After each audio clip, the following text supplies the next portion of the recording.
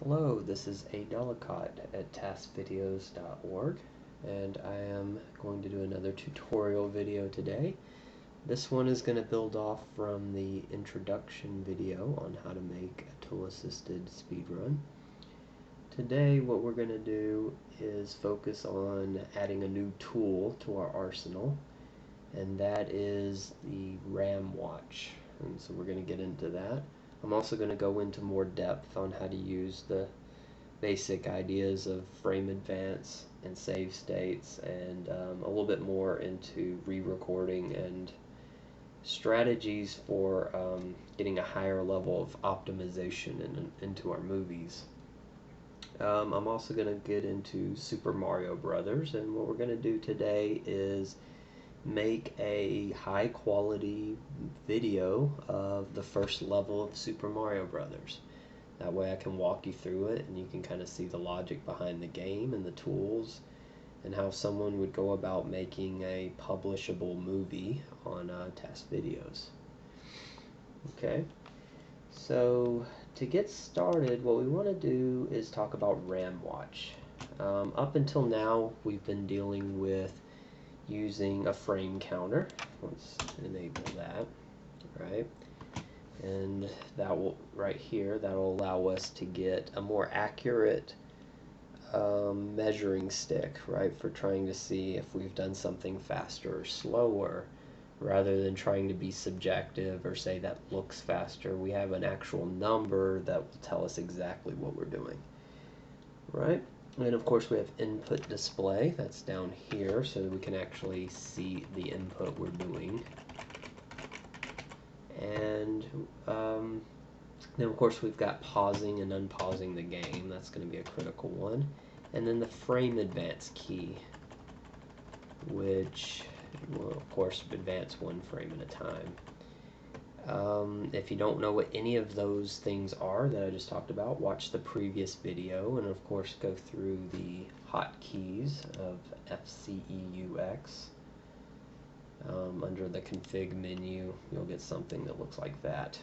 That'll get you familiar with what the hotkeys are and remapping them to something that's comfortable for you. We are using FCEUX again, and if you don't know where to get that, that's pretty easy. Just go to, let's just go to TASvideos first. There's the URL, right? And then we'll go to the emulators section. That's how you'll get the latest version of any emulator that is capable of making a tool-assisted movie. Alright, so let's talk a little bit about RAM watch. If you don't know what the word RAM is, what we're basically doing is going to look at the memory inside the game itself. Okay, so what we're looking at are the values that are stored by the game, not the emulator. We're not going to get into how you find particular RAM values, but just we're going to get into watching them and seeing how that's useful to us. Okay. So today, instead of finding them, that'll be a different tutorial video, we're going to go see where we can find them on the website. So what you want to do is go to the Game Resources tab. Since we're doing Super Mario Brothers, you know, the work has been done for us. Specifically by me in this case. What we want to do is go to Super Mario Brothers. This is a very small window to deal with, so I'm trying to move it around so you can see. And that'll take us to the Game Resources section for this. And we got lots of tricks and glitches and fun stuff about the game. And then at the bottom here we've got what we want to have today, is we're going to lift this table here of RAM values.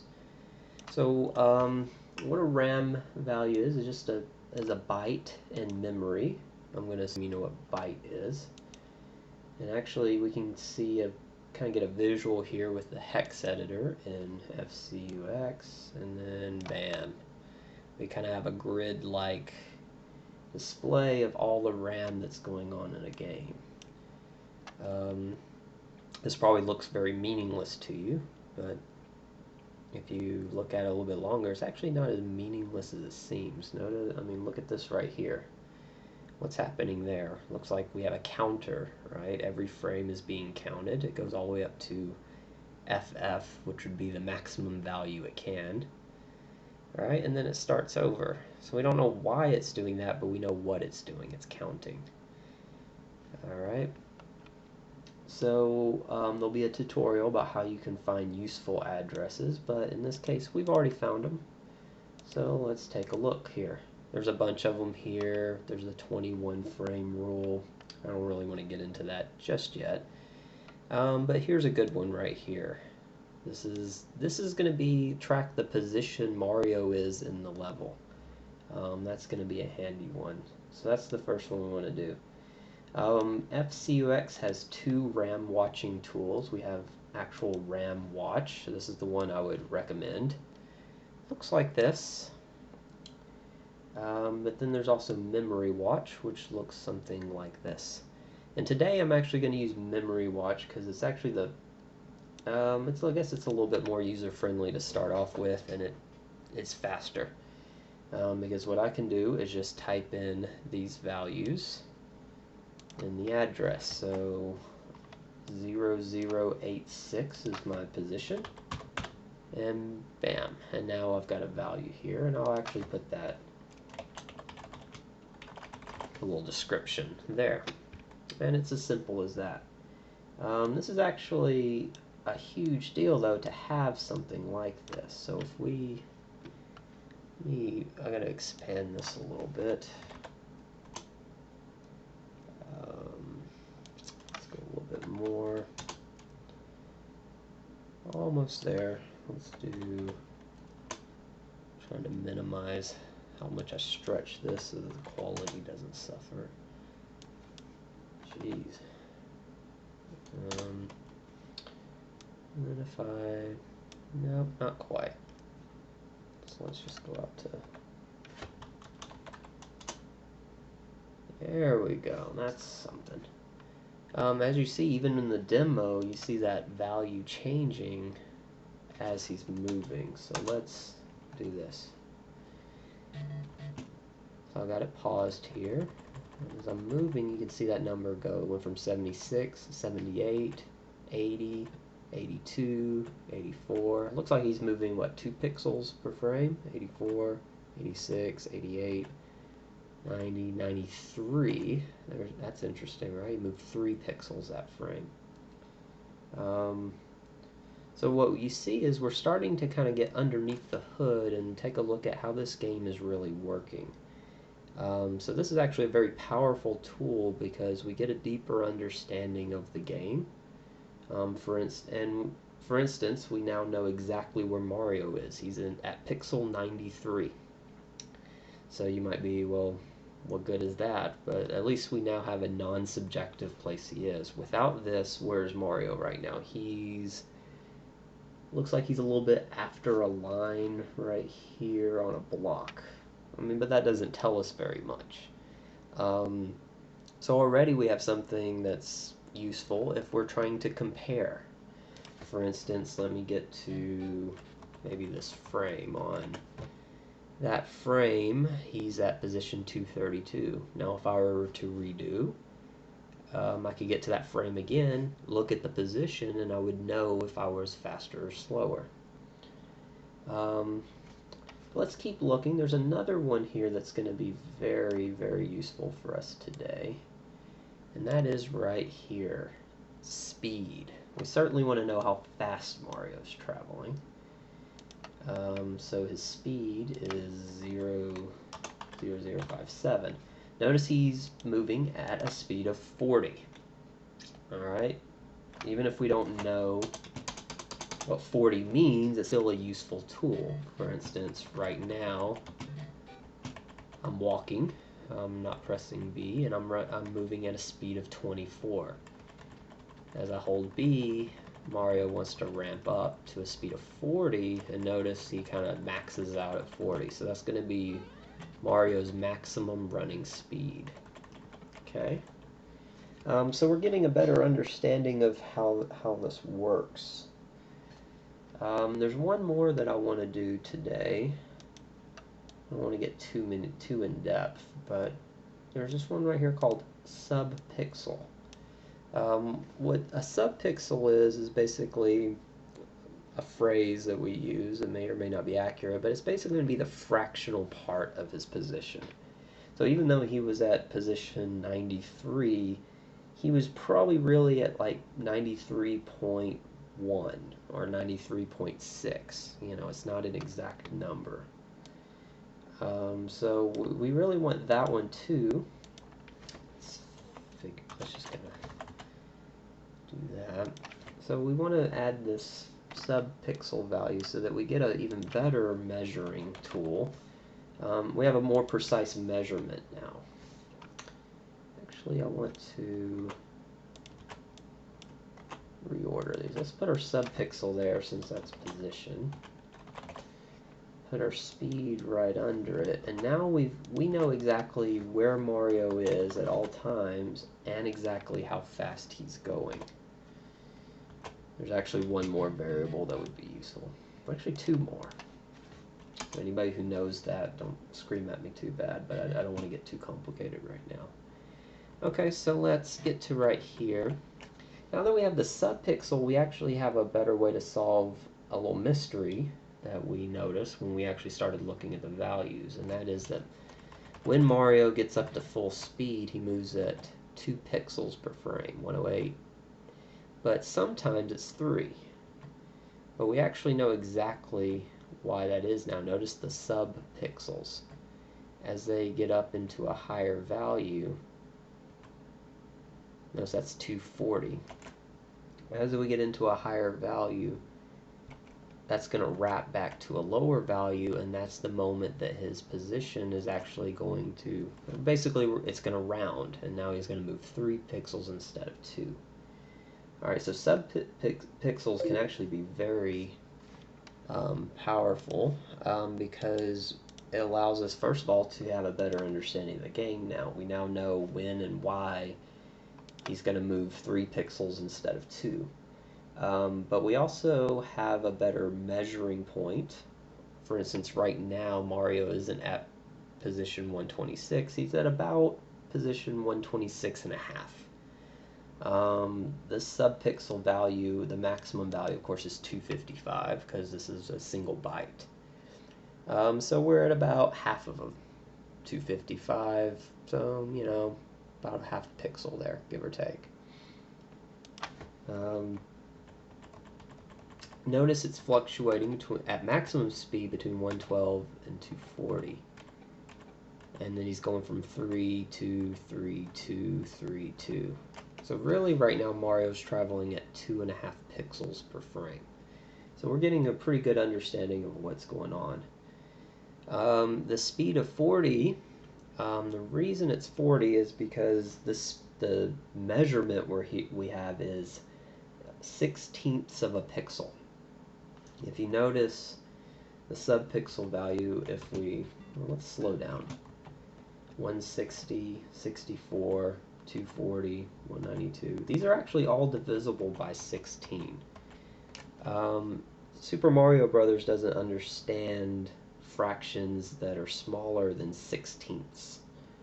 Okay, there's going to be 16 16s in our single byte. If that was over your head, stop and do the math now. So even though, let's say it's 240, 240 is actually not what your subpixel is. It's actually 16, or 15, I should say. 15/16 of a pixel. So your speed is actually measuring those. So right now we're moving at 10 subpixels per frame, or 10/16 of a pixel. I hope I didn't go too fast with that. You might want to stop now and maybe toy with that if that's still a little confusing. But the point is that we now have a much more precise understanding of how Mario moves and a much better measuring stick in terms of figuring out what whether or not we're doing something that's faster or slower, or maybe it's more revealing about the different things that you can do and how they affect his position and his speed. Okay, so let's record a movie. You don't know, you can just right click, record movie. That'll bring up a little dialogue. Put your name. You don't have to now, you can do that later. Movies are actually very easy to edit. So what we're going to do today, actually I think I got ahead of myself a little bit. Today what we're going to do is match this movie right here. This is Happy Lee's Warped Super Mario Brothers. And what we're going to do is be as fast as him. He is the, actually he has every tool-assisted speedrun record to Mario Brothers and any related Mario Brothers game. So it'd be kind of nice to be, you know, recreate what he did. Alright, so we're probably not going to focus on the stylistic elements here. Just try to get there fast. We're just going to do one level, so what we're going to do is stop right as we get to the flagpole. Unfortunately, one of the reasons we're going to get to the flagpole is see what he's doing there. He's actually getting inside of the flagpole, and this is known as the flagpole glitch. Go figure. And I don't really want to get into how to make this happen or what's going on, so why don't we just make that our measuring point. At frame 1289, Mario's going to grab that flagpole and the little score is going to show up, and that's going to be our measuring point.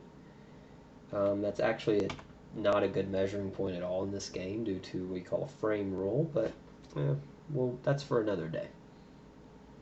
So that's going to be our measuring point. We want to get there as fast as he did. Okay? And that's what we're going to do today. So let's go back to our movie, and the first thing we have is some gray screen here. We actually have a menu. So we want to hit start. We want to hit start, of course, as fast as we can because, you know, it's speedrun. So let's optimize that. A lot of speedrun logic is pretty simple, straightforward, trial and error. So for instance, I'm going to unpause and I'm going to pause at frame 64 and I'm going to push start. And it worked. Okay, so that's a frame that we could push that. Let's try frame 16. Nope, failed. Okay, so whatever we're finding the earliest frame we can push start that will actually get through the menu. Alright, so what do I say, 16 didn't work. I'm actually going to put a save state because I know at least we're going to go that many frames. 64 is kind of our latest possible. So let's kind of do something, let's meet in the middle and try to do 30. Nope. Notice the screens appearing. I wouldn't take it for granted, for instance, when we just advance to the screen appears. That's 34. Press start. Don't assume that for a couple reasons. Number one is that when you are on a frame and you push a button, it's actually the next frame that it's going to take effect. So that would actually be one frame after the menu. So usually you can at least get a little bit earlier. So instead of 34, let's try 33. See, notice how that worked. But I wouldn't take that for granted either because you actually never know when a game's going to accept input. It could have actually been at frame 5. If you hold it down, it might skip it altogether. Or maybe as soon as the screen changes color. It's hard to say. You really don't want to make assumptions when you could just be more thorough with your testing. So it appears on 34, so I'm going to do 32. And that was a fail. So that means 33, which is a success, is the earliest frame. So let's push start. And let's advance a little bit more. And now we're at least to this screen as fast as possible. I want to advance a little bit more and make a save state, because we're going to be rewinding to that save state a lot. I want to make one that I'm kind of pausing and unpausing, trying to get to this screen, okay? Alright, so let's do the obvious. Let's just run, right? It's a speed run. Let's run. And let's get to a point where we're definitely at full speed. Okay.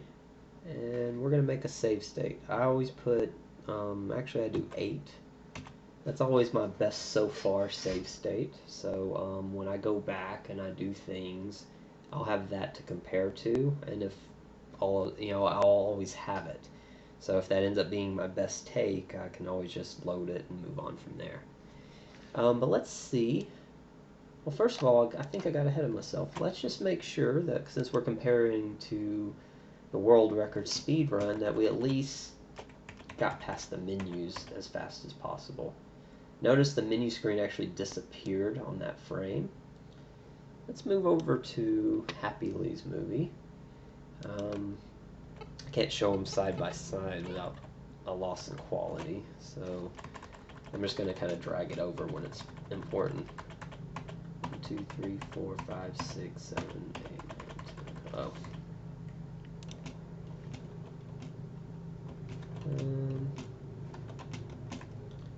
Let's advance to here.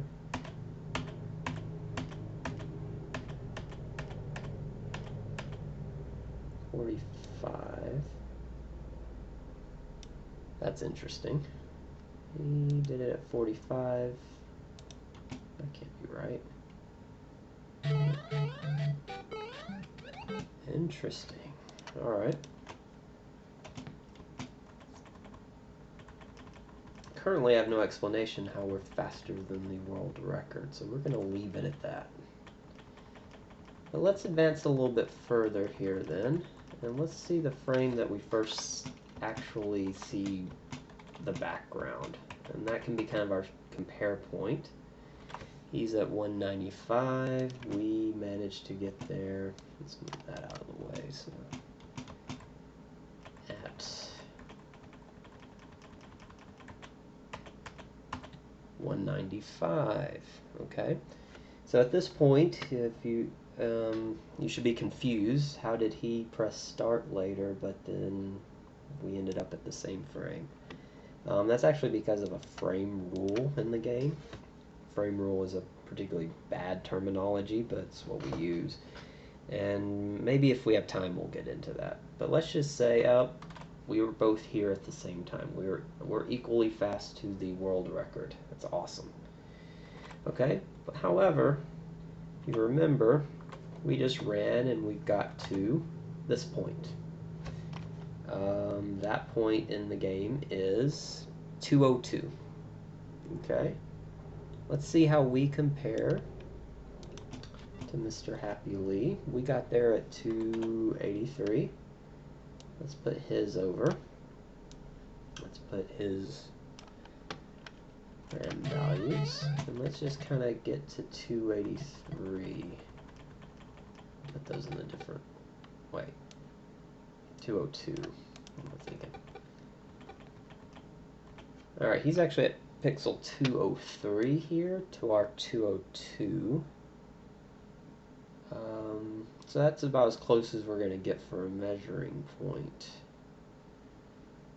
Alright, so he's at 278.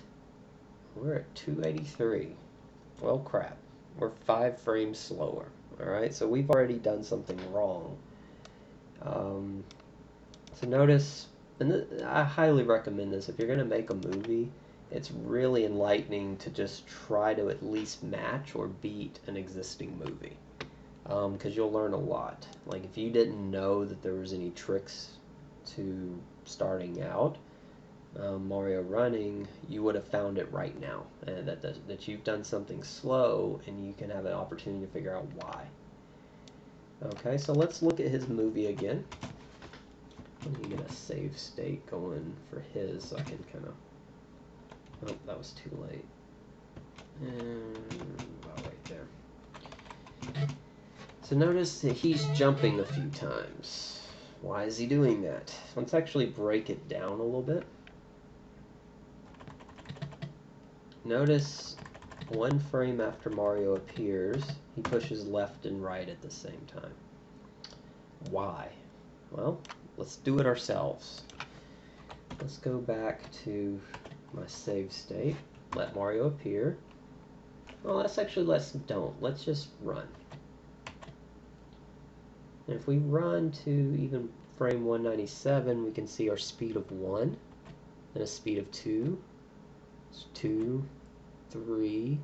So by frame 200, we're about speed 3. Okay? Let's do it like he did, where we did left plus right, and then he actually jumped right after that. So let's do that. We're going to jump for a frame, and then we're just going to kind of hold the button. We're at speed 4. Okay, so notice we're actually one speed would be a 1/16 of a pixel. We're actually going a 1/16 of a pixel per frame faster than if we hadn't done that trick. That's actually a lot. It's not just a small pixel, because we saved essentially a 1/16 of a pixel there. But then on the next frame, when we're at speed 5 instead of 4, that's another one. On the next frame, 6 instead of 5. So every frame we're saving a little bit. So by the time we get to max speed, we've saved a number of pixels, and of course we've saved several frames. So early on, if you're at a slow speed and you're trying to accelerate, any small thing you do to accelerate faster actually kind of snowballs into something large. Alright. Now once we land, you can actually see, then we can kind of take off and we can go. Let's see the effects of that. Our best so far was at position 202. So I'm just going to advance this current try all the way up to 202, and actually let's compare. We're at 279 instead of 283. We have saved 4 frames.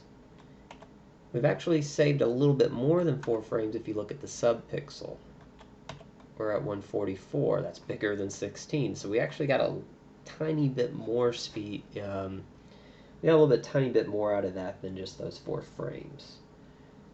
Which, that's a small amount. It may not even factor in, but we want to get every little thing we can. Alright, so that was cool. We found a trick, and now we're faster.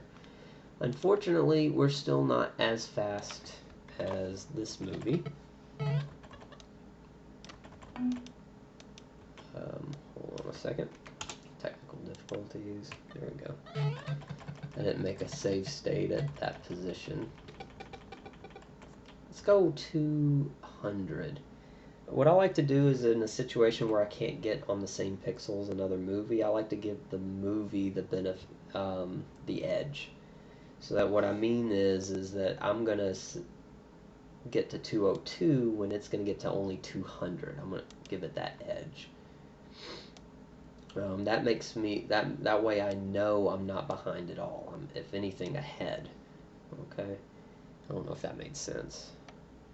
But he's at 277. We got to find 2 more frames.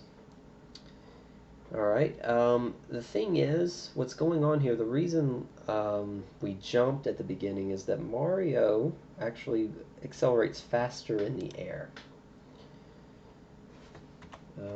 So what I'm going to do is put the movie back into a read-only mode. And the reason I'm going to do this is that when I load that first state, that was right before we did all that, it's actually going to switch to playback mode, as you can see from the little symbol here. And I'm just going to play through the frames. I don't want to lose all this precise stuff we did, because I was actually really happy with it. I want to advance to here, and I want to put another save state. Let's make a big jump, and we're going to see something that happens here. Mario is accelerating faster than if he were just running, but look what happens here. As long as he's in the air, he's actually never going to get past 24 for his speed. Notice when he lands, now we're going to crank up the speed. So what that tells me is, even though I want to jump to start out with, as soon as we hit speed 24, I'd like to be on the ground and running.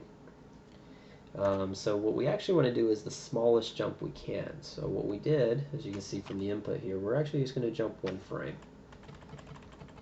Because it turns out when we get down to the bottom, now he's at speed 24, now we can start running to kind of get past 25. However, if he jumps, he will accelerate faster. So now that we're at 25, we don't have that barrier anymore. So now we actually want to jump again to accelerate our speed even more. So now that we're at full speed faster. So the logic with the 2 jumps is to jump to accelerate speed, get on the ground to kind of get over that speed limit of 24, then jump again to get our speed acceleration back up. There's actually one more little trick in here, but it involves another RAM address. So let's kind of look here. Right there. This is this kind of, you could think of it as the fractional part of Mario's speed. So even though he's actually at, let's say, speed of 8, it's really something like 8.1 or something. I put sub here because you could also think of this address as a sub pixel, which sounds kind of crazy. But 1 speed would actually represent a 16th of a pixel. So this is a 16th of that speed, so it could be a 16th of a 16th of a pixel. It just kind of depends on how you want to think about it. Ultimately, it has the same effect. So anyway, I'm going to type that in here. And I'll show you a little trick that we can use there to actually gain just a tiny bit more speed. Notice as we're coming down and landing, at this moment right here, we're at speed 24 and we haven't landed yet. We're not going to get any faster.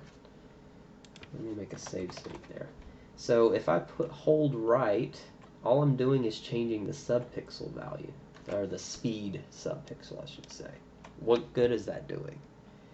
If you notice, right now, we're at the highest possible speed of that we can have. We're at 24 point something, right? 15 sixteenths. We're as close to 25 as we can get. So actually, we don't want to hold right at this moment because all it's going to do is destroy this beautiful value we have right here. So to kind of show the difference, we're going to jump, right? If you recall, what we're going to do is jump as soon as we can. So what I'm going to do is find that frame.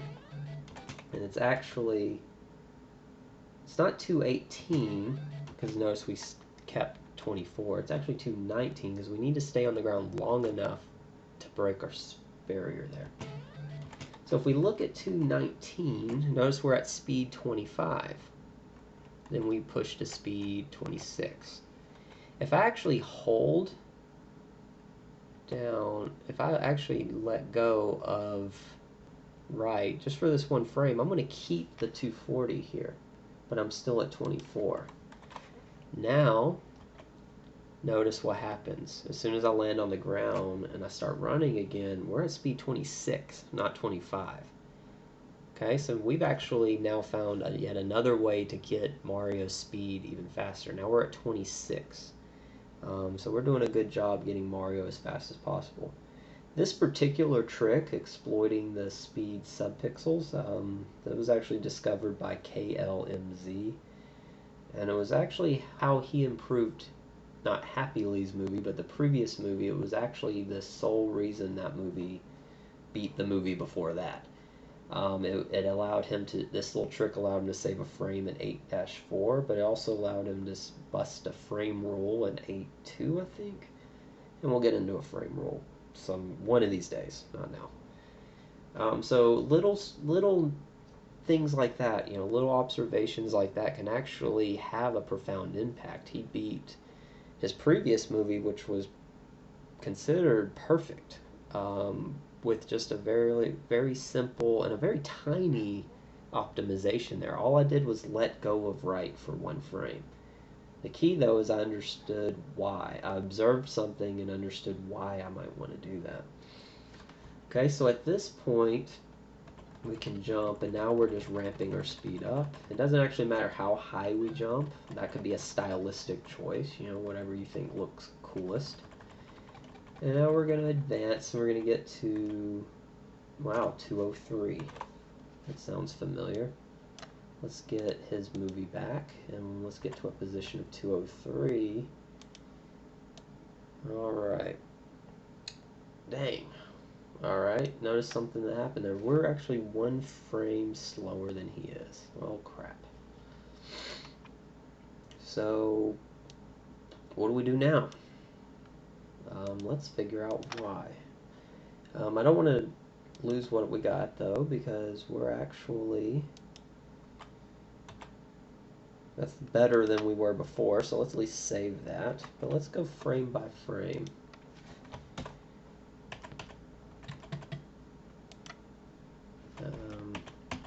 Let's start here, 195, 195.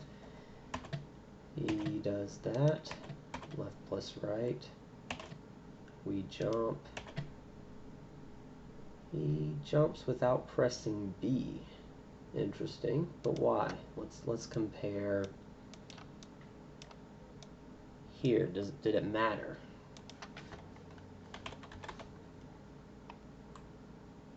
Hold on, I'm gonna rewrite these. Good lord. Let's get them in the same order at least for our comparison. Oh, and you can't see that. Let's move those over just.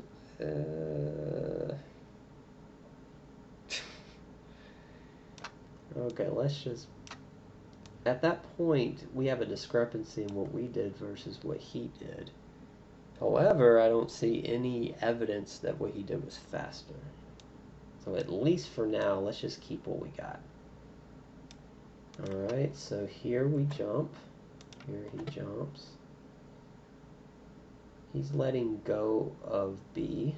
We're not.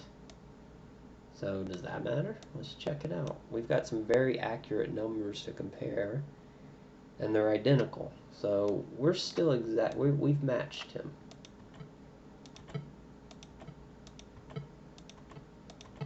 Let's advance a little bit further. 216. At 216, this is rather inconvenient, the small window, having to move this for everybody. Still identical in speed and position, down to the 16th of a fraction. So we're good. I'm feeling pretty good at this point. We matched the world record. Awesome. Right here, he let go just like we did. He exploited this little trick right here. Okay. We have the same numbers and the same frame, so we've matched them. So what I'm going to do is put another save state. You may notice I do a redundant save state. I put to 3, then I put to 0, because 0 is kind of my everything save state. It's not efficient to do that. It's just a crazy habit I have. Okay, do the same thing here. And then right here we've got, we're keeping up pretty good. Whoa, why did he do that? He pushed left. He didn't push jump like we did. And if we look at the numbers,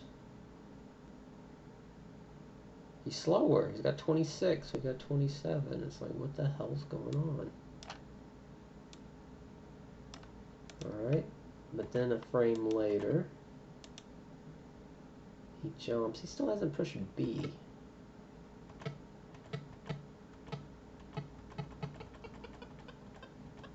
If we look somewhere, maybe at 239, we were faster, but now we're slower. So something's up. That little trick he did is actually saving time over what we did. So we did, right here, we've got speed 26, and then speed 27. Well, what about him? What did he do? So let's... This is really frustrating. If we do it that way.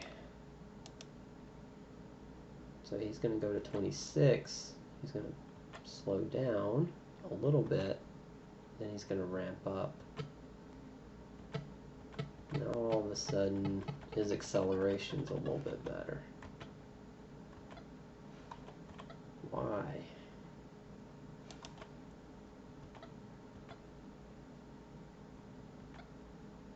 And actually, notice right here though, 27.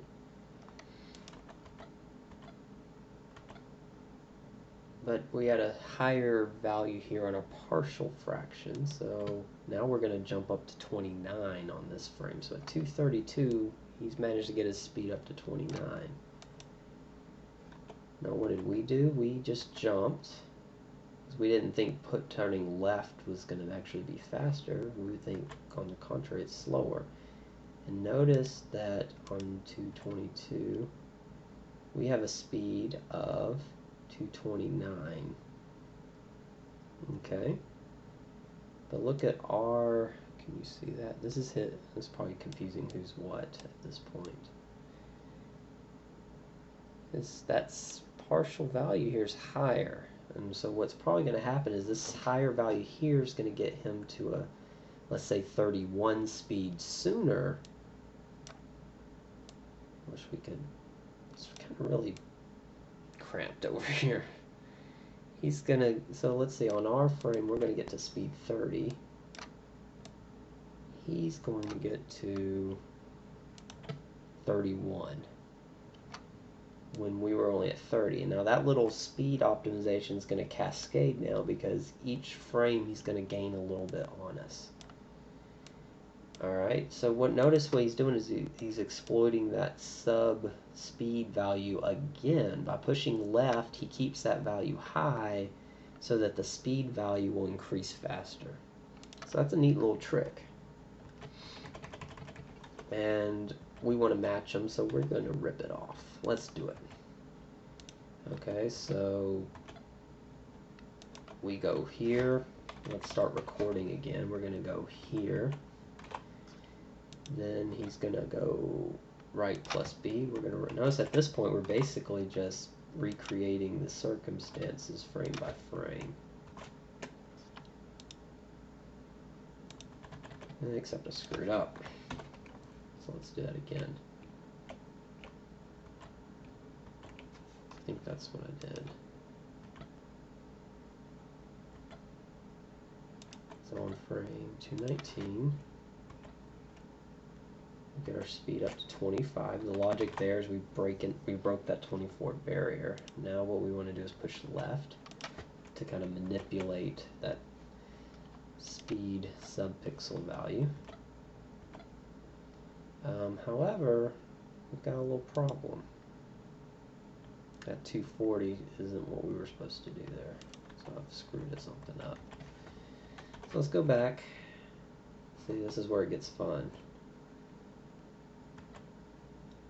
26, 32. Alright, I finally got that right, so let's put I'm going to put down slot 4. Alright, I'm slowly incrementing my slots through all this logic. Now he's going to push that to jump. And he's just going to hold. And there we go. We should be now, we get back to our 203. Let's see if we've actually saved a frame, and look at that. Our previous attempt was 279, now we're at 278. We saved a frame. I've always found this jumping acceleration really fascinating about Super Mario because it's so counterintuitive to what you would assume. I mean, if I said beat Mario as fast as possible, you would hold right, you would press B. Simple as that. If you were to watch him, you would see that he seemingly just jumped a couple times, and maybe that somehow got him a little bit faster. But there was actually a hell of a lot to that.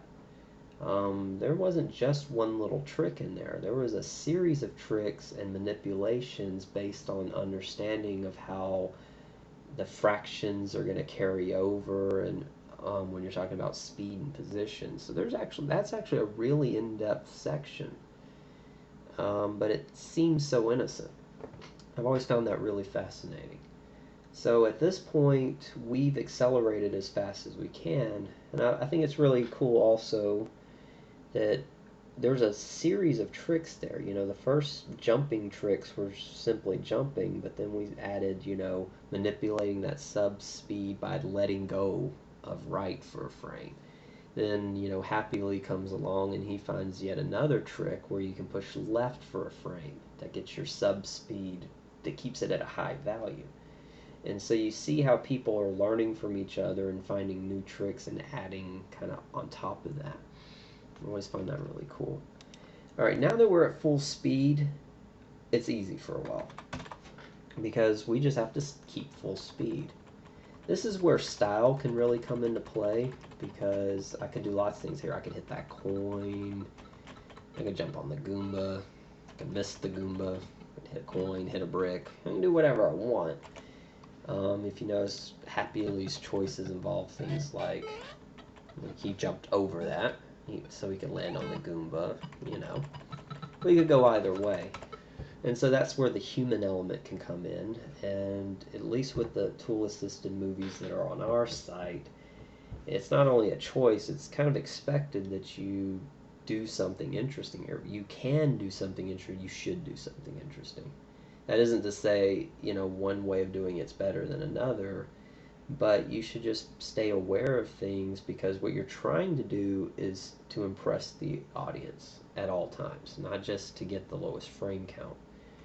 You got to think of it this way: what you're trying to do is show superhuman playing, and you can get the same frame count and still show something superhuman, right? Show off, do impressive things, do things that would be hard for a human to do, even if it means the same frame count. This video is actually, of Happy's, is actually an excellent example, because he goes all out, not just with speed, but doing the most impressive things he can do, and actually having some really creative moments. And that's kind of like our ideal movies, you know. They're not just as fast as they can and employ all these really intricate ideas, but the person is just on top of their game the whole time and constantly impressing the audience and coming up with ideas that may be equally fast, but, you know, they're cool to watch. Alright, so here we're just going to kind of chill out, and we're going to do some things. Our goal now is to just get to that pipe. That'll be the next optimizing we need to do. Here I want to jump to the pipe, so I'm just going to pick a frame that can actually get there. Now that I'm on the pipe, it's decision time again. In this case, let's just kind of watch how it was done here. Now that we're on the pipe, I guess the logic is we want to get down that pipe as soon as possible. So it actually means getting to the center right here and getting Mario to start going down into it. Notice he does it at 566. That might actually be a good measuring stick. But if it's not, then that's a more thorough measuring point. Actually, I've missed it. It was 613 when the screen clears. In general, when I'm looking for measuring points, I found that the screen clearing out like that is almost always a good measuring point. Unless you have reason to think otherwise, that's a good, non-subjective, easy-to-see moment. So what we want to do is go down that pipe and make that screen go down at 613. So let's do it.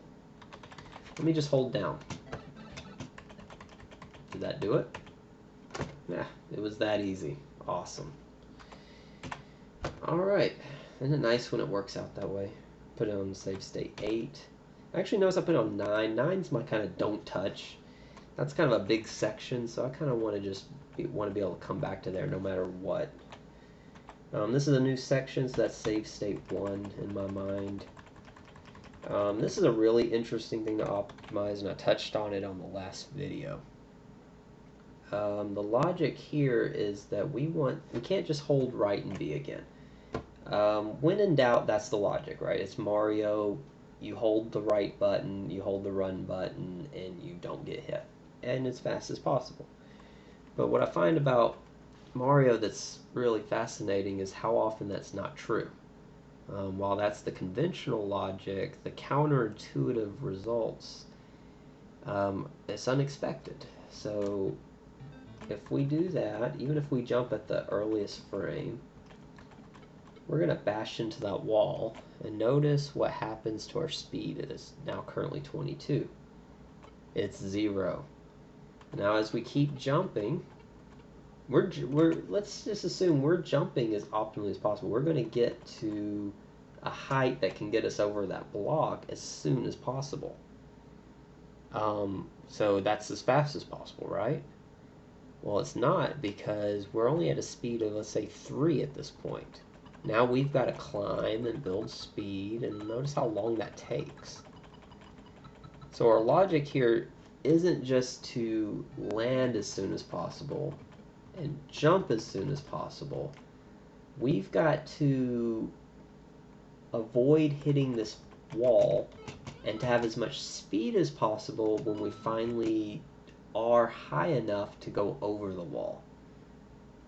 That's a lot of factors. That's A plus B plus C plus D. So this is actually a pretty interesting thing to optimize.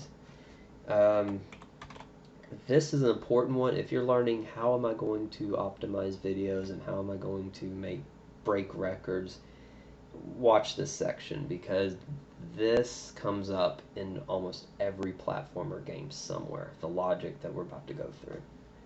This is critical.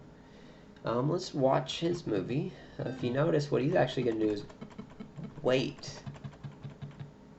as long as possible to start pushing, right?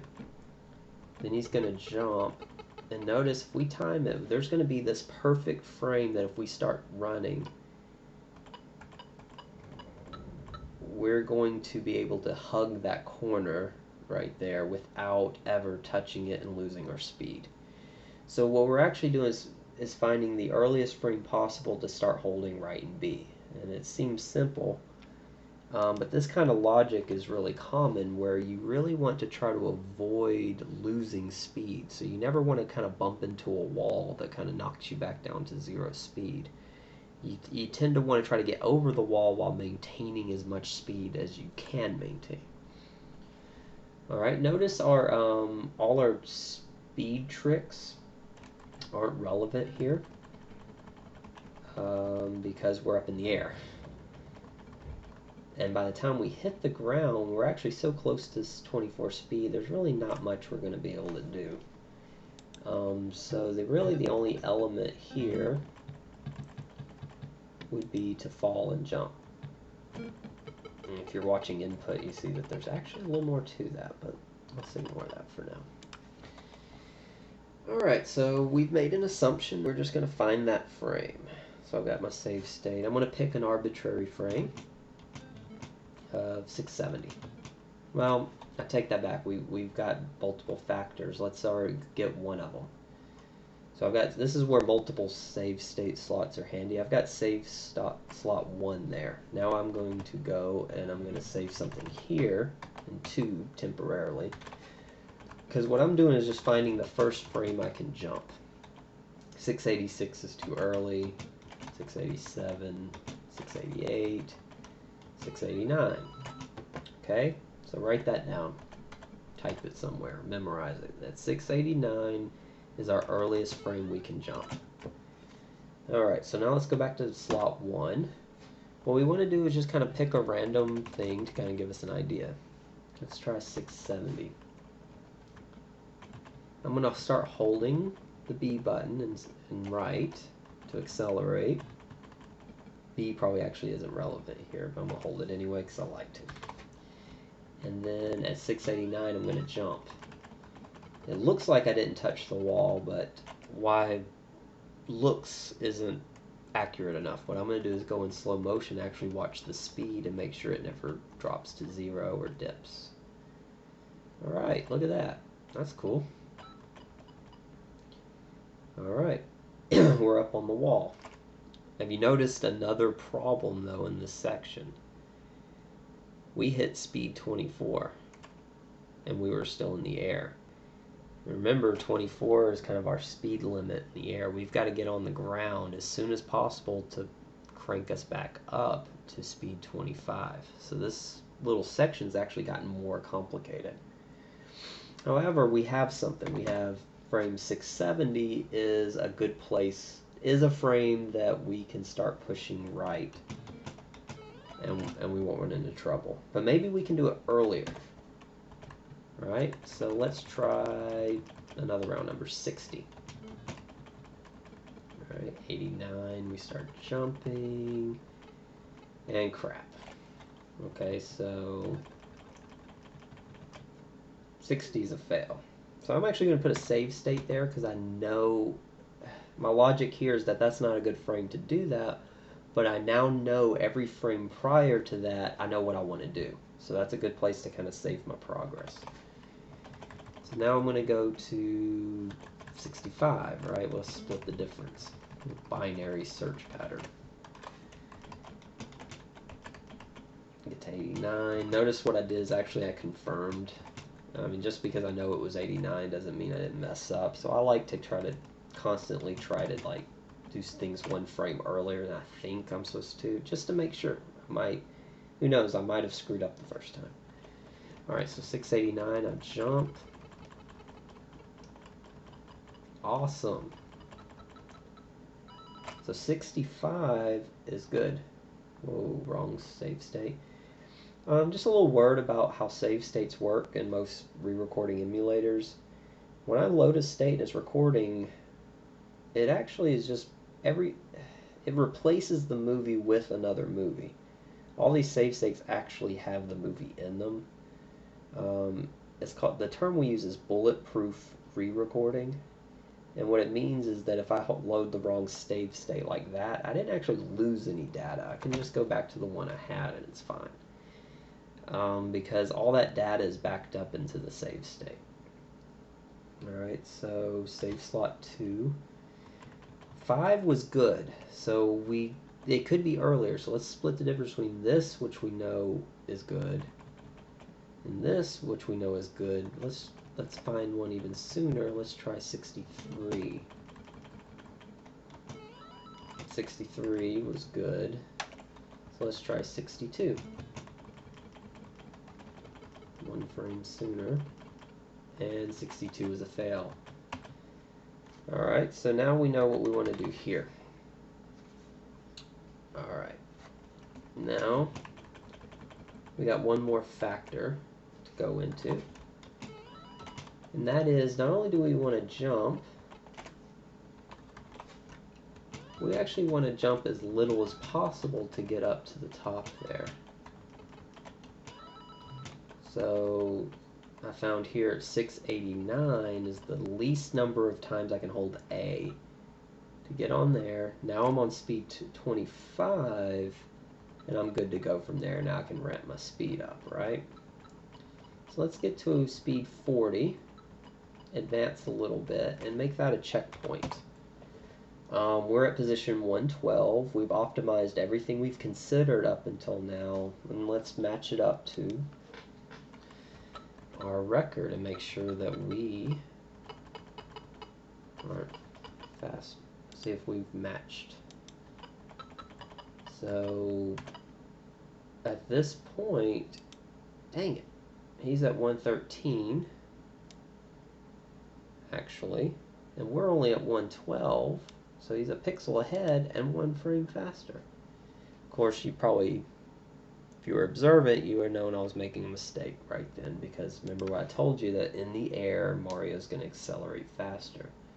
So what we should have done is jumped as soon as we hit speed 25 or greater, right? As soon as we've passed over that 24 limit, we should have. I don't know when I made a save state, so what I'm actually going to do is rewind to here. I'm going to put it back in read-only mode, so that when I load this state, we're in playback mode. And I'm just going to kind of play until we get to where I let go of A. And I think we're up to slot, well, we'll use slot 3 to kind of save that point. So as soon as I can, I'm going to want to jump. The first frame I can jump is 707, but that wasn't good. So I'll jump at 708. I'm going to jump as little as possible because I actually want to have plenty of time for the next section because I happen to know. Alright, so now we're at 731. 730. So crap. It didn't work. It sucked. So what did I do wrong? Well, let's just keep trying. 3, 4, 5. Yeah, binary search would be better here. Okay. I mean, we jumped and we accelerated so fast, but we're still slower. So let's figure out why.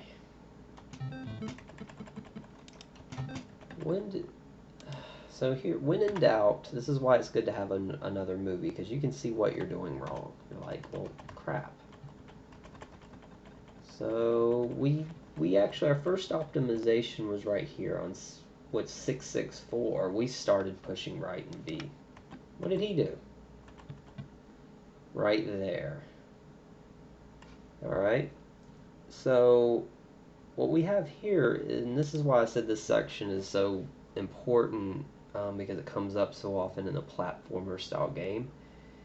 Holding right and B is actually not the best thing we do. If we could get further to the left of the screen, then we could hold right longer. Okay, and what I mean by that is, because he's pushing left, he's going to get further to the left, which means, notice at frame 659, he's pushing right. That gives him 5 more frames of increasing his speed. So what we have here is a trick, and this is pretty common, where if you have a barrier in your way, you can often use that time to kind of push left a little bit so that you can start pushing right sooner, so that when you hit the barrier, you're already at a higher speed. Alright, so that's a cool trick. And it's a very common one. It needs to be in your bag of tricks if you're going to do platformer style games. Alright, so it's 656. At this point, yeah, I'm just copying them. Ideally, you should try to figure these things out for yourself, and only when you don't know should you look and then try to figure out what you're doing. Because that way you'll get a deeper understanding of why those decisions were made instead of just blindly following input. And more importantly is, if you aren't blindly following the input, you have a chance to find a better way. Who's to say the movie you're comparing to is always doing it perfectly? You might find something they didn't consider. So I'll always try. Okay, so at this point, just to make sure it's something. Yeah. Actually, off the top of my head, I'll be honest, I don't know why he didn't start holding B, except it probably, I mean, it just doesn't matter why you're falling. Yeah, okay, now I know why. There's the next trick. Notice he let go of one frame and started moving again.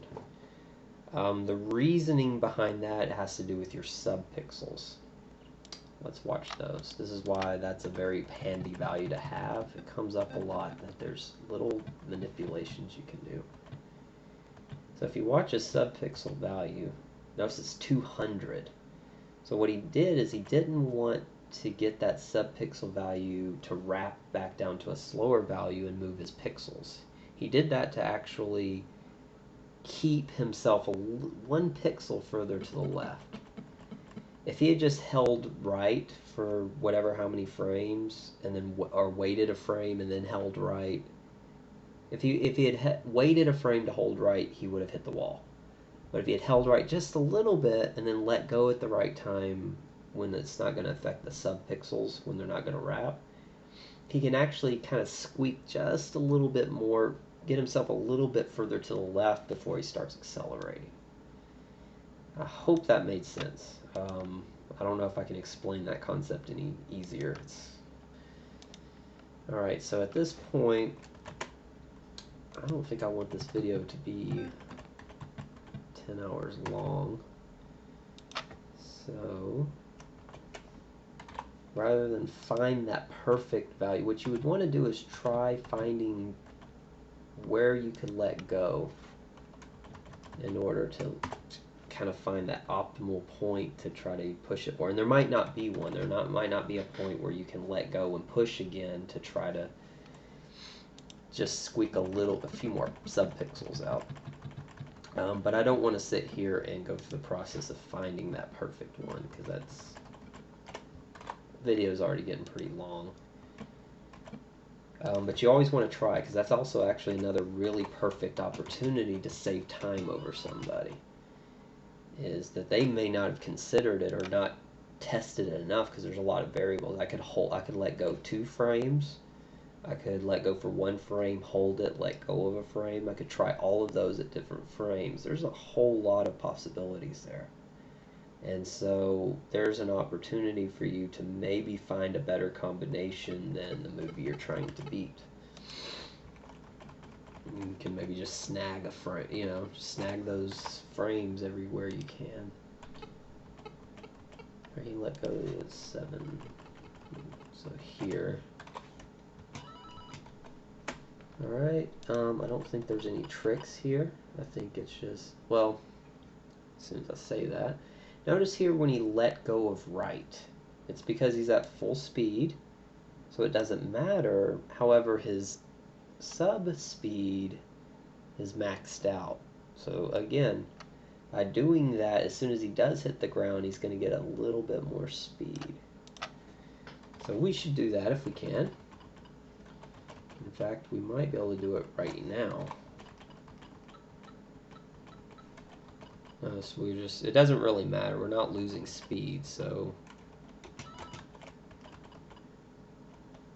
I want to find the first frame I can jump. That's 707. 708. So what I want to do is find where I can start accelerating. 707, if I hit that, I accelerate. Okay, looks like I lost a little bit of time. Because he's probably, nope, he did that. But he's going to do the little push left stuff. It's getting time consuming. Notice how intricate all this is when, I could have just held right and B, but there's actually a whole lot more to the game than that. This game is notorious for getting accused of just being a hold right and a simple game. Why is it interesting for speedrun? I hope anybody watching that thought that sees how much there really is to this game. So right now I'm just trying to find where I can start pushing it up to 25, and then I'm going to jump. Then I'm going to find my measuring point, which is 113. I'm going to move my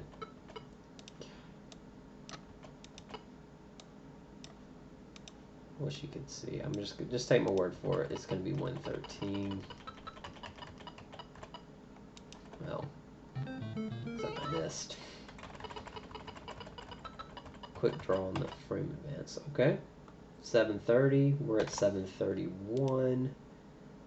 We have the same speed, slightly more sub-pixel speed, but that doesn't matter. So we've lost time. We've lost exactly 1 frame. Alright, I know for a fact I don't have to save that frame, but you don't, so let's save it. Why let him do something more? Why let him get away with that? Right? We're kind of going for perfection here. So if you notice, at 708, he starts pushing right, to kind of bump his speed to 25. I'm pretty sure Got an error there.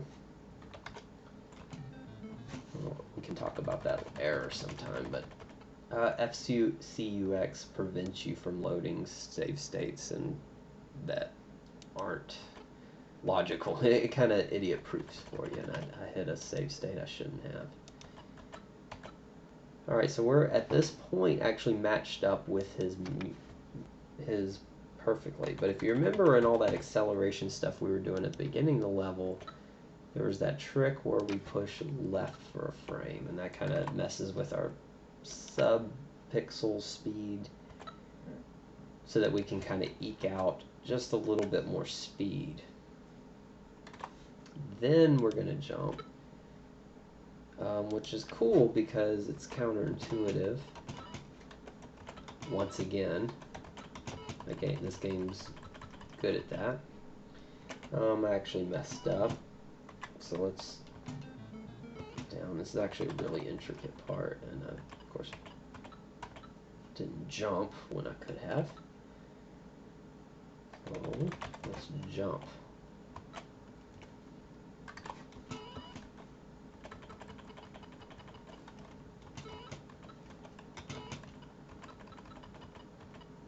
Now we're at 730, and we're at the same position. Our values match up. Remember, notice how important these 4 addresses can be. I mean, it's not just about finding the tricks, but now we know exactly where we are, when we are, and we can compare that to a movie accurately. Imagine if we didn't have these numbers in front of us. Are we matched up with him right now? Mario's foot looks about a pixel before this little bar here, and then this pixel here. Yeah, he's probably about the same. Long time ago, you know, that was the norm when you were making speed runs, is that's all you had to go on. You had these, you know, you had to use your eyes, where now you don't have to. We have a way to measure our progress so much more accurately. And in the process, quickly see tricks and flaws in the game, or just how the inner workings. And that's going to make us find tricks easier and do a better job.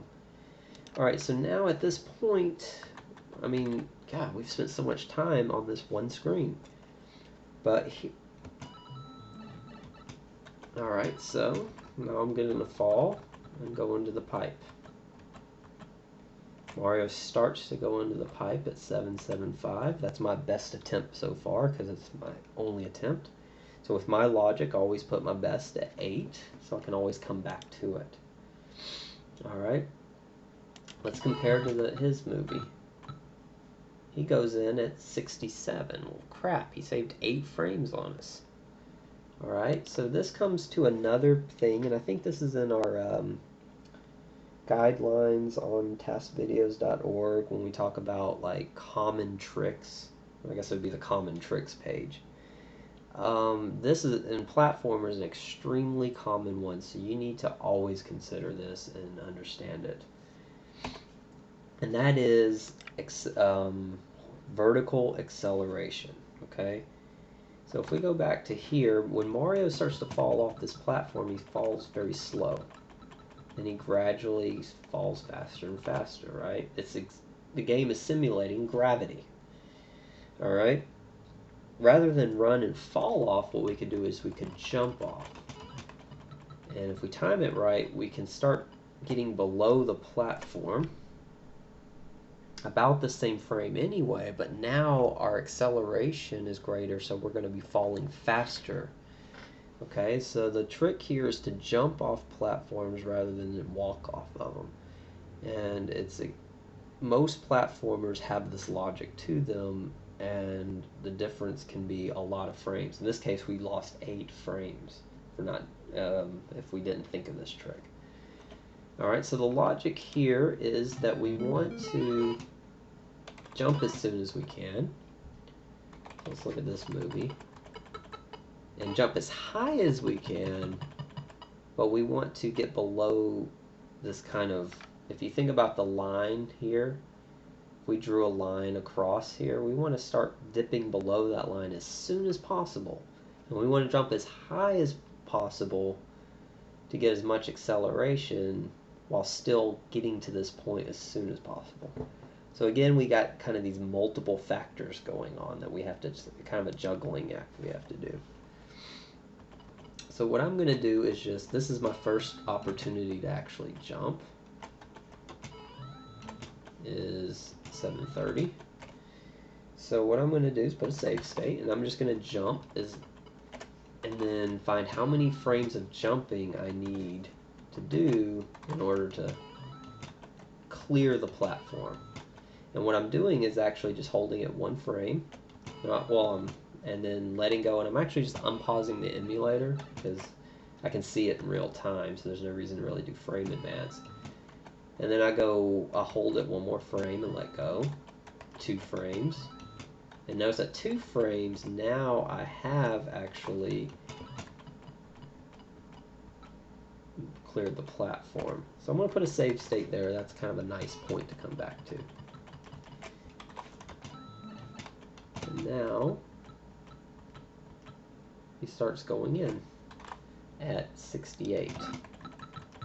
Of course, unfortunately, that's 1 frame slower, possibly more, because if you, well, look at that, you can't see. There we go. Look at that. He's in that pipe just a little bit more, so that might matter. So we might actually be more than 1 frame behind.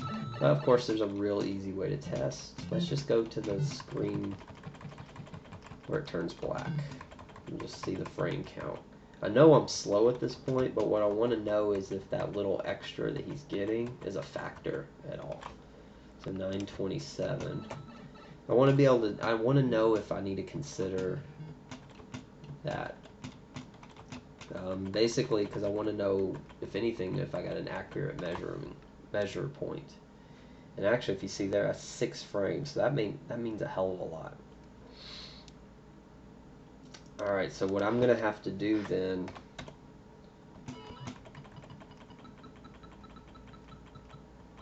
alright, can you see why, or at least one factor as to why I was slow? Notice, because I hit the pipe first, I didn't have speed. Okay, so he's at, let's say, 40 speed right now, and I'm at, what, 1? Or actually 0. So I'm going to walk into that pipe slower. So we've got another factor here. We want to land onto this floor as soon as possible so that we can get into that pipe, but we don't actually want to touch the pipe because we want to retain as much speed as possible. So again, we've kind of got multiple variables happening at once. So what I'm going to do is actually just go to here, and what I want to do is just push left as much as possible and hope that I don't hit a 0 speed. And of course I do, so that sucks. Unfortunately, also our measuring system isn't good. Just because he starts going in the pipe doesn't mean anything. So we actually have, and this is kind of a little bit of a pain because we have to go so many frames later, we actually need to wait until this black screen here, that's our first measuring point that's accurate. Okay. Why am I in read mode? Play mode, that's interesting. Alright. So 933, whereas his was, I think, 927. Well, let's just advance to it anyway and put a save state. Alright, so that's kind of our measuring point. We're not done until we get 927 or less. Remember, less is always a possibility too. Don't just try to match, you know, try to beat. Even if you're like, this movie is perfect and I'm just trying to learn, who cares? Who knows what you might end up accomplishing. So now I have a point here where if I just hold right and B, I'm going to clear that platform. So now what I want to do is actually lose a little speed. because I actually want to start trying to, you know, start backing off a little bit. So what I'm going to do here is actually find the soonest frame I can start holding left and still clear the lip of that edge there. And if you notice, now that I can,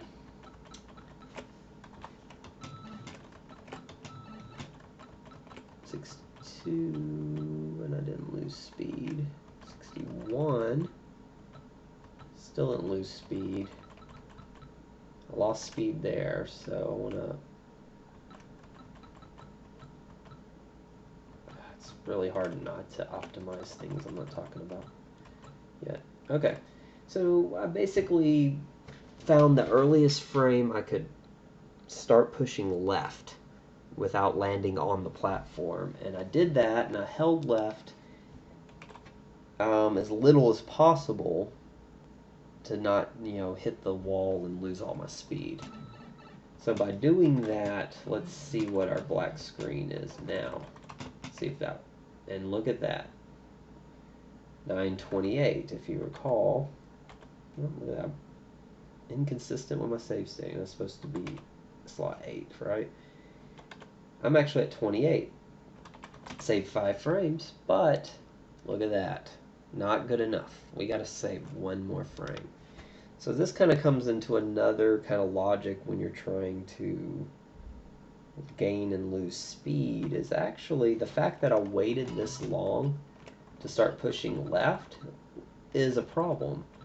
The problem is, by waiting, I had to hold left so much that I lost a lot of speed, but I gave myself very little time to make the speed back up, if that makes sense. That isn't really necessarily a factor here, but it's an important thing to consider is that sometimes instead of just holding left so much, maybe I could do something as simple as that. That probably blew by fast. Hold left early, right, so that my actual speed is still higher than it would have been. Like, I want to try to lose as little speed as possible. You see how I did that? Like in this case, I'm trying to lose just that one little my speed, because then when it's time to start pushing right again, I'm right back up to full speed, yet I've still cleared what I'm trying to clear. This comes up a lot again in platformers that have this kind of like accelerating.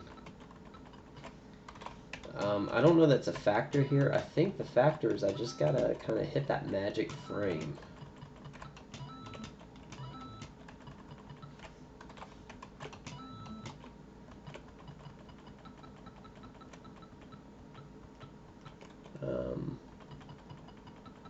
Yeah, that's a good place. I think I just gotta hit that magic frame.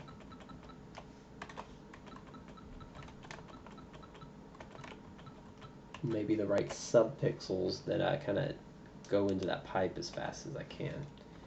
For the sake of time, as you can see, there's a lot of factors here. Let's just get an idea of what he did.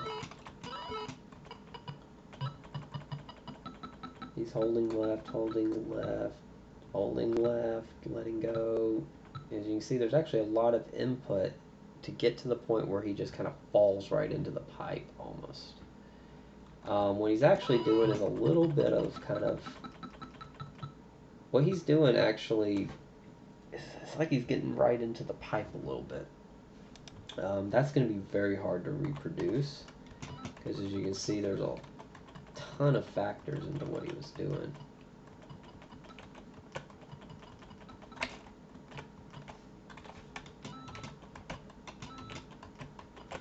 So I'm going to try my best, but I think either I'll copy what he's doing for now. Yeah, so that's probably going to be even slower than our previous attempt. Not equally fast, so there's some room there. Now I lost speed.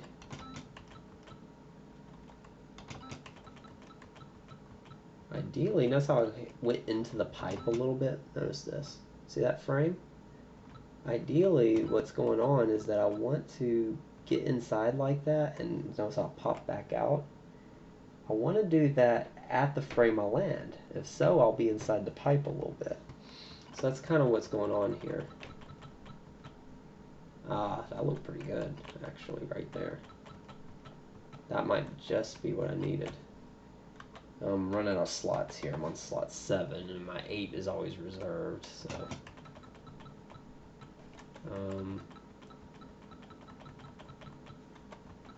So now what I want to do is just try to find where I can start accelerating again without popping back out of the pipe. It may not matter, and may not be relevant. And there may not even, in this case, be a frame that I can start pushing. I'm probably losing a frame to needing to turn around, I want to say. That probably is actually really what's going on, now that I think about it.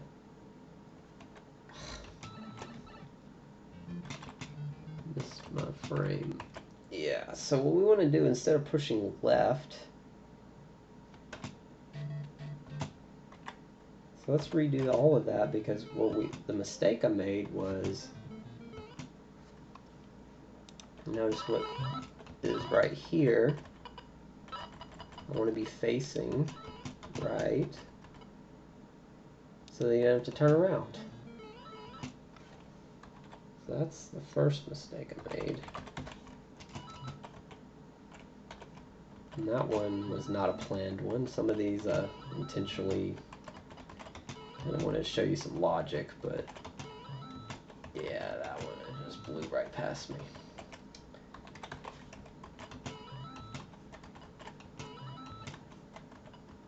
Alright, so now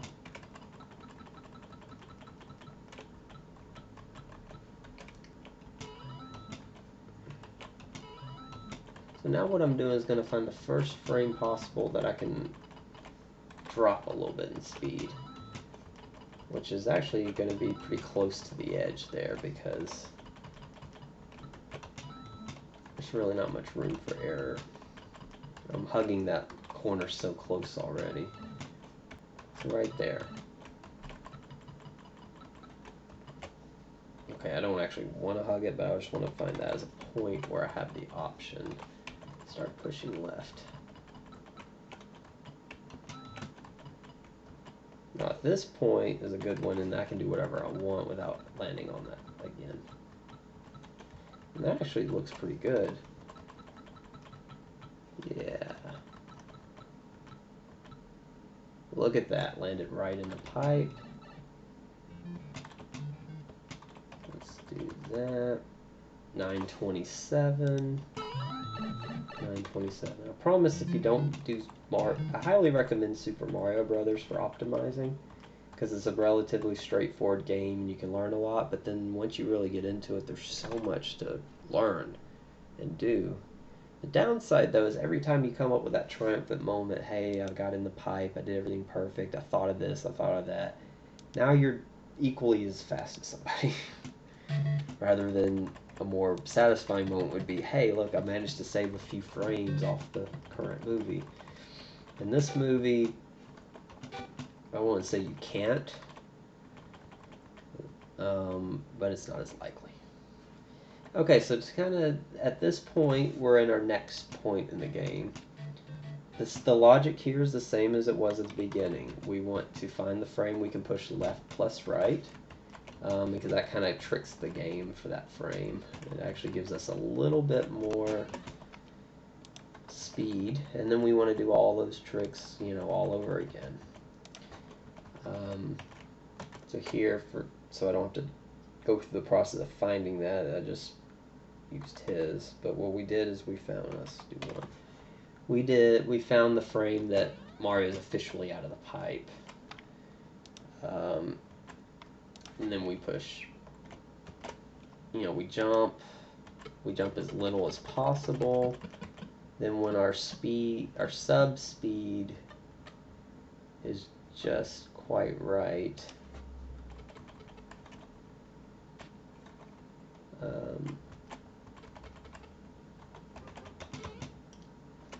Just when we got it perfect,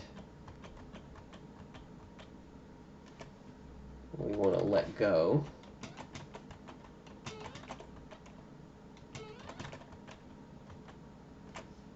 Alright, and then I think even here, can you push left? This is, even though we're on the pipe, I think this is a good opportunity to kind of push left to kind of manipulate things again. Yeah.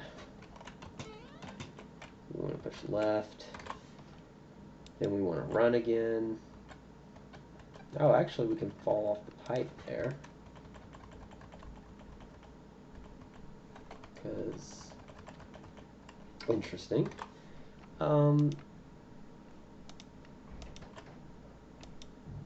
So we've actually matched him pretty well there, and that's actually going to be our last thing for this video as far as optimizing. Is we've optimized our acceleration out of the pipe, and now we just want to do some cool tricks, and we want to just kind of go up this pipe, and then we just want to land on the flagpole, and we landed at 1283. He gets there. We're probably actually going to be a little faster because of the way we're choosing to do it. 289. Alright, and so we've actually optimized this level all the way up until we would have to do what is called the flagpole glitch here. What are we doing on time? Yeah, at this point, hour and a half. I think that's going to have to be another video if we want to get into that. At this point, we've gotten to the flagpole, and aside from the glitch, we've done it at a professional level, equally as good as the current author. So why don't we just watch what it is the hotkey just now for play movie from beginning. So let's watch. This is what we did.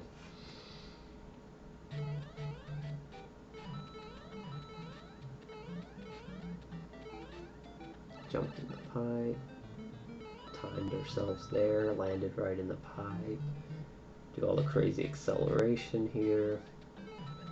Now we're home free to land. Damn. Looks good, right? Notice how short it was, though. We went through so much, and it took so long, and that one little segment, it's all we did. That's making a quality tool-assisted movie is like that. In fact, generally you would spend even more hours on less time. A lot of the good movies out there would have spent way longer. We had the advantage that I already knew these tricks for the most part, so I wasn't sitting there trying to, beat my head on the wall, figure out what's going on. We had a movie to compare to, so we didn't actually have to discover these necessarily. So you can see that this can actually be a really long project, but it's fun. If this is something that you're interested in and you're watching these to actually learn how to do it, I mean, there's the fun part right there. It's what can you figure out? What little tricks can you come across? Little things like when we push left for one frame and that makes us accelerate faster. Those are awesome moments to have that. Those are awesome discover moments,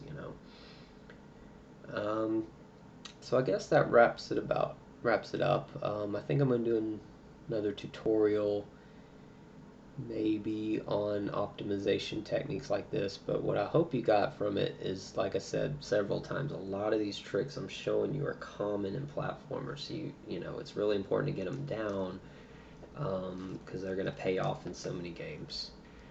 Alright, so I guess that's about it, and that's it for this tutorial.